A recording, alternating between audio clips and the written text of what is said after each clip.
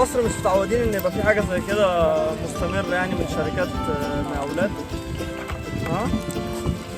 والنهارده احنا جايين هنا العين السخنه، تمام. احنا ومجموعه معانا في الشركه جايين بننظف الشط ده.